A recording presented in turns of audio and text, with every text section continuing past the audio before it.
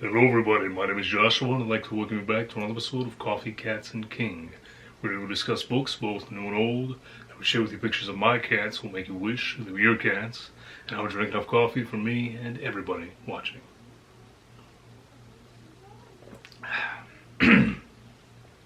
So, it has been a number of months since I've been on here. I think maybe 4, but at least 3. And we're not going to talk about that.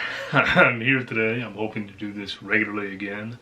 I think some things are going to be changing for me that make it easier to do so, which will be really nice. I really wanted to get on here this month, though, because this is Pride Month, and it always really excites me because I get to showcase so many great books that are just more inclusive than the typical book that people may pick up. And although I read these types of books all through the year, I really try to use this to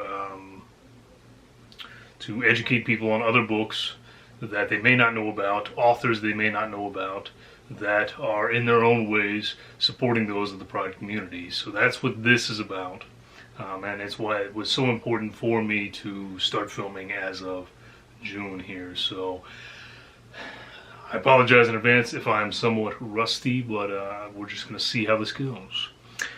My mug today just has a rather diverse variety of cats, trying to be inclusive, of course. All cat sizes, colors, and varieties there. And my shirt is a new one that is just a lot of fun. I thought you guys would like it. And as I said, I'm here today with my June TBR. I have picked 10 books. Realistically, yes, I hope to get to more, but I don't know for sure, so I wanted to get at least these 10 though. Now, of the 10, there are 2 that have nothing to do with celebrating Pride Month. One was just I started it last month and haven't finished it yet, and the other is a very special one that I had to get to this month, no matter what. So I'm going to give you folks some cat footage first because you have been without it for so long now.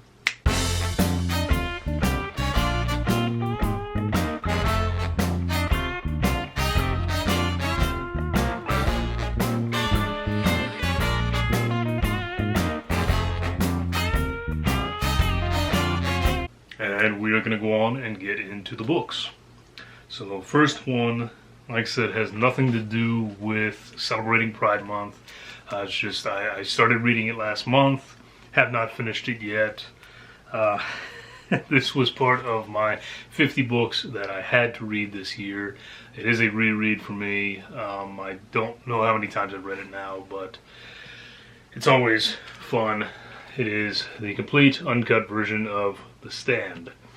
And so I include it on this month because as it stands, I am 800 pages in. I have 400 to go, so that is still the length of a decent book. So it has to be included here because it is going to eat up some time. I am, however, using one of my favorite bookmarks here. It says "Bookstores welcome all." Compliments of Barnes & Noble, by the way, if you happen to have one. They might still have some of these available. I don't really need to go into The Stand. We all know what The Stand is about. If you don't know what The Stand is about, there are approximately 5 million videos out there that talk about it. It's just, it is an undertaking. Even as a King fan, it's an undertaking because, my goodness, I mean, you have 1,200 pages there.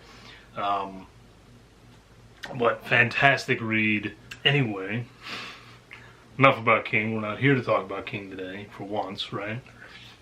The next book is the only other one on this list that is not directly related to celebrating this month, but it is one that is as equally important for me personally. This month also happens to be my wife's birthday and our wedding anniversary. We got married on her birthday. Her gift to me recently, and I'm going to try not to get emotional about it. There's one book in particular that always makes her think of us. And based on what she's told me and just the synopsis of the book, it is eerily similar in a lot of ways. This main male character in here. I mean, we share a lot, so it's kind of weird actually. But it always makes her think of us, of course, and it is, I think, her favorite book. And so as a gift to me, she bought a copy and annotated it. Which is just incredible. So to celebrate this month, to celebrate another year with her, I will be reading this book. I will be probably teared up all through just thinking of her, and I specifically wanted to do it while she was here in town so that she can tear up as well, because I know she's going to when she sees me reading it, but I have to read that this month as well. And now we can get into the 8 remaining books that are actually here in celebration of Pride Month. So I have 2 ebooks picked out and then 6 physical books. The first of the ebooks is one that I have started. I am about 100 pages in, so I'm only about a third of the way in. I still have a while to go. This is not a horror movie by Sarah Bauer.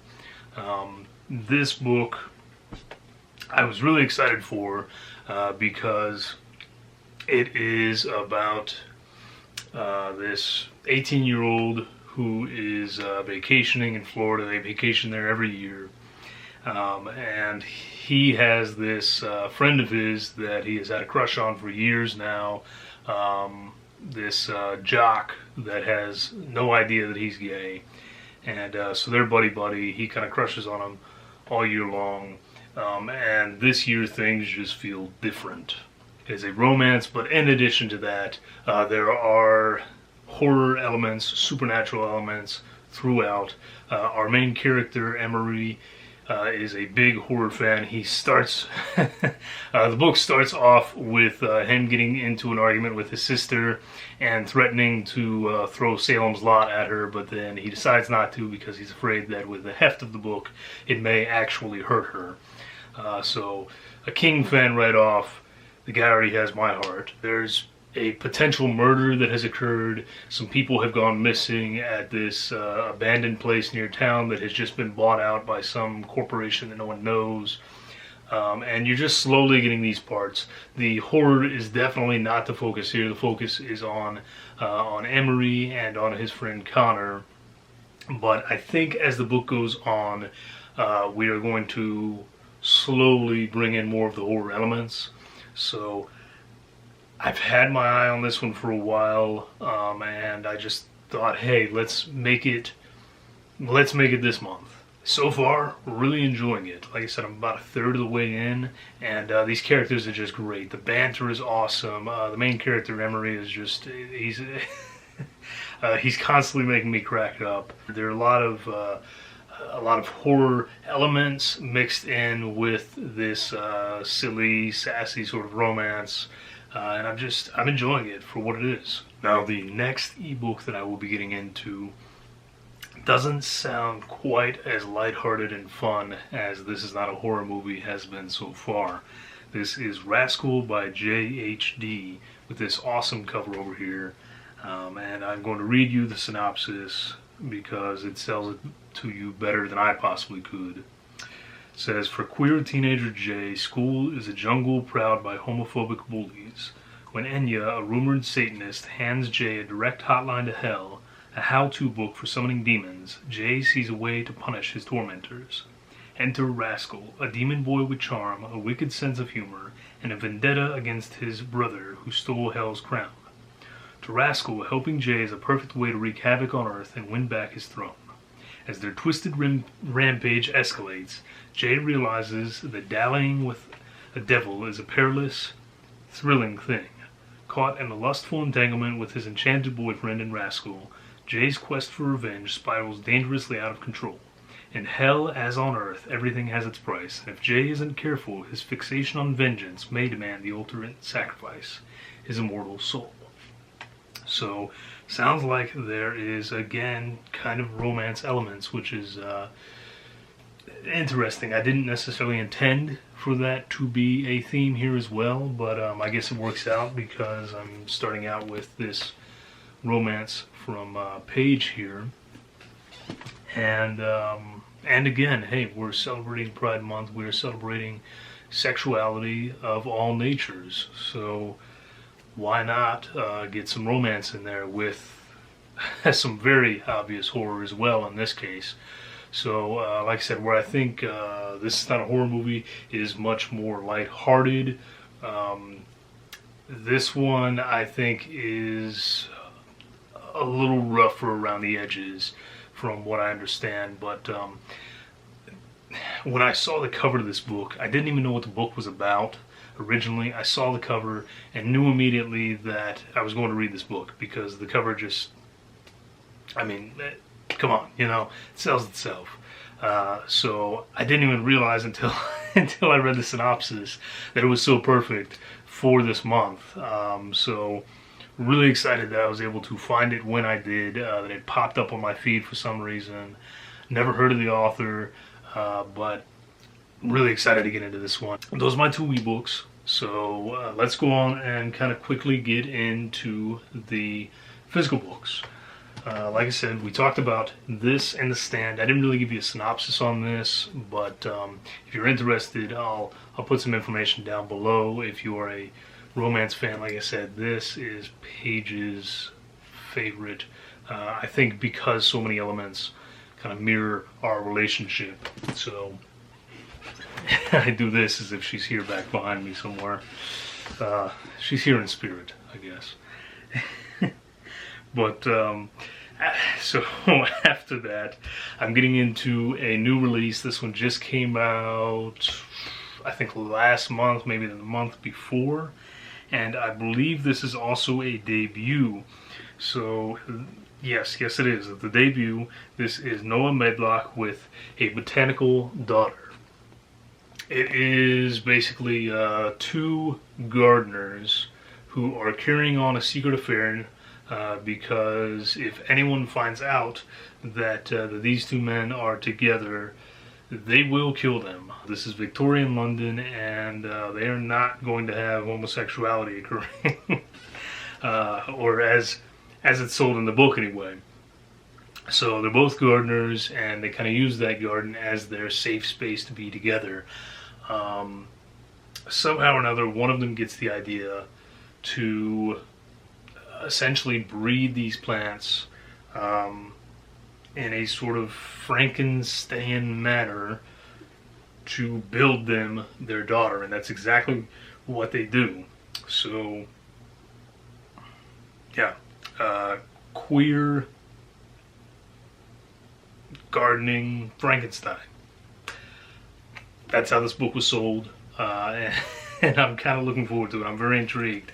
I want to see what Noah Medlock did with this first novel, and again, more representation there. Beautiful book as well. The spine, front cover is gorgeous.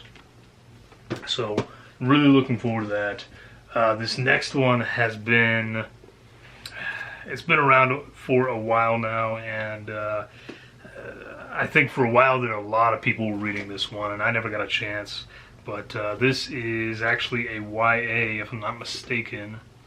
This is Ryan Lasala with The Honeys, with another beautiful cover. And I wanted to read this one this month because the main character, Mars, is gender fluid. And representation for some aspects of the LGBTQ community has gotten better, but in this case there's just not a lot out there, not yet anyway. It's getting much better, but This one I knew I wanted to save for June. I've had it on my shelf now for about 6 months or so. This is about Mars, and Mars is actually a twin, but Mars's twin dies, and he's basically totally excluded from the rest of the family because they're all in politics. They want nothing to do with the scandal that is a gender fluid child, essentially. So they send Mars off to this academy, and things at this academy are not okay, especially when you happen to be different than everybody else. So Mars tries to get in with his sister's friends, which they have this little group called the Honeys, and well, it doesn't go so well. So this is sort of I don't even know if you can call it dark academia, because I think once things get going, it's just straight out horror. But I don't really know that for sure. Something like a gender fluid character is just not something that is represented quite as well just yet. But this book hopefully has kind of started the ball rolling, and we'll see more of it here in the future. And I'm just excited for a good YA horror, and I've heard that that is a good YA horror. Next up, we have a little T. Kingfisher. It actually is a little one. It's a novella. This is What Moves the Dead, which, again, to my understanding, is a queer retelling of The Fall of the House of Usher. So, enough said there. If you know the story, you know exactly what to expect here. If you don't know the story, I don't ruin anything for you, because it's like 150 pages. It'd be way too easy to ruin anything. Just know that T. Kingfisher is an excellent author, and you should definitely pick up this little novella, because I'm sure it's going to be fantastic, like everything else that Kingfisher does. Okay. Next up is another YA. This one just picked up recently, and I was really excited to get into it. This is Laura Pohl with The Grimrose Girls. And I actually just found out today via a Barnes & Noble trip that I definitely didn't need that there is a book 2 in this already. So I thought this was a newer book, but evidently I'm behind already. So it says 4 friends, 1 murder, and a dark fate that may leave them all doomed. After the mysterious death of their friend, Ella, Yuki, and Rory are the talk of their elite school, Grimrose Academy. The police ruled Ariane's death as a suicide, but the trio is determined to find out what really happened. When Nani arrives as their newest roommate, it sets into motion a series of events that no one could have predicted. As the girls retrace their friend's final days, they discover a dark secret about Grimrose. Ariane wasn't the first dead girl. They soon learn that all the past murders are connected to ancient fairy tale curses, and that their own fates are tied to the stories, dooming the girls to brutal and gruesome endings lest they can break the cycle for good. So it sounds absolutely fascinating. This book does have representation. I believe several of the characters, in fact, are lesbian or bisexual. Although it's not billed as such, just based on reviews. And that is what I've read. And as a side note, again, because there are a lot of side notes in this video already, I appreciate not just that the representation is getting so much better, but the representation is getting so much better in, say, YA and teen fiction, children's fiction. And to some extent, I know there's some argument there when people get into, stuff for elementary schoolers, middle schoolers, whatever. Personally, I say, hey, let's educate everybody as early as possible. But that's an argument for never, because we're here talking about books. So, Primrose Girls sounds awesome.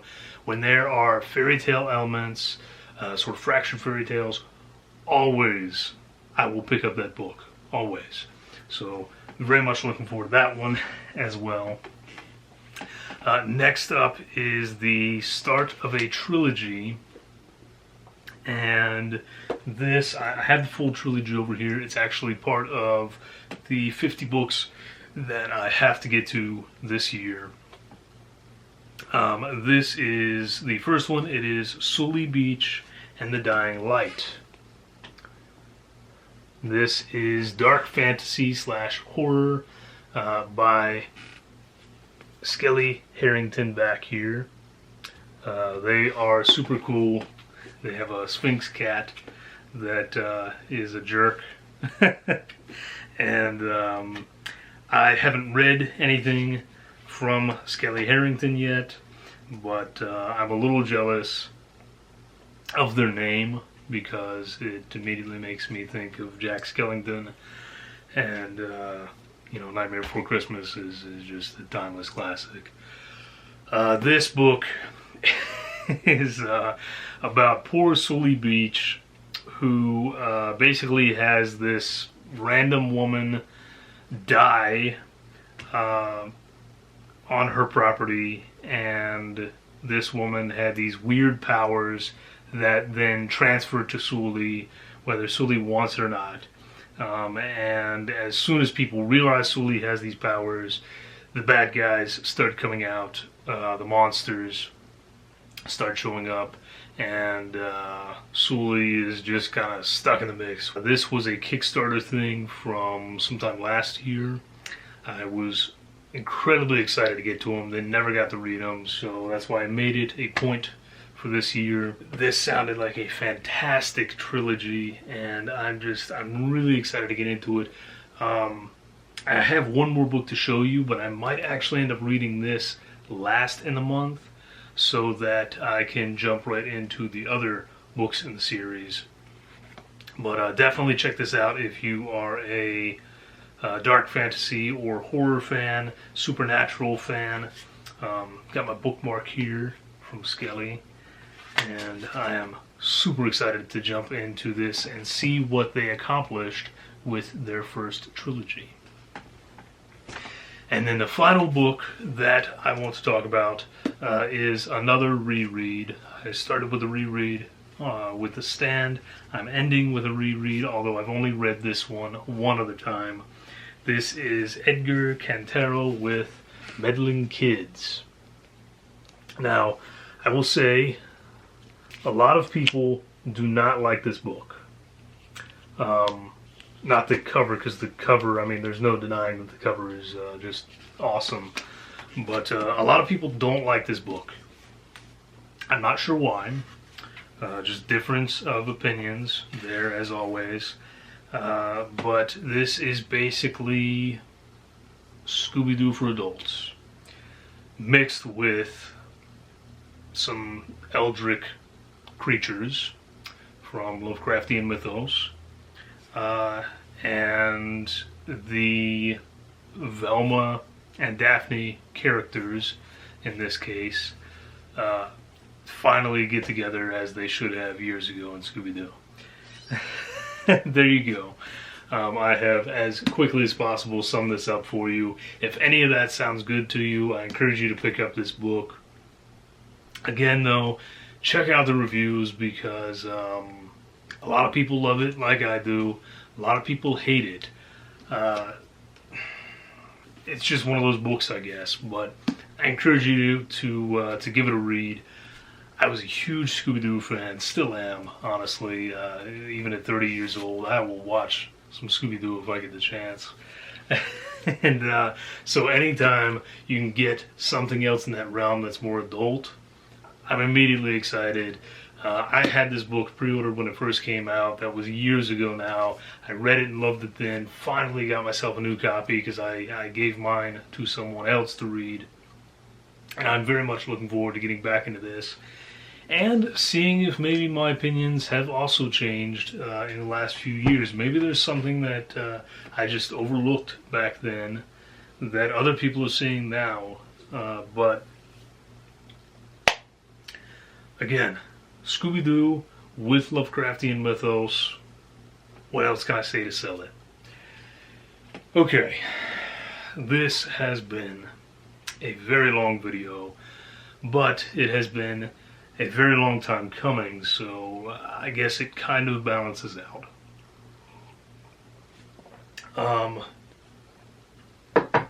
I'm just excited to be back on here, guys. I can't promise that I'll be posting even once a week. I don't know yet. Like I said, fingers crossed. I've got some some changes that may be happening that will allow me to do this more regularly. But for now, I'll be on here as much as I can because I have missed you all. Thank you all for sticking with me through these last few months of me just kind of going dark, I guess. I really appreciate you, and I am very much looking forward to catching up with all of you.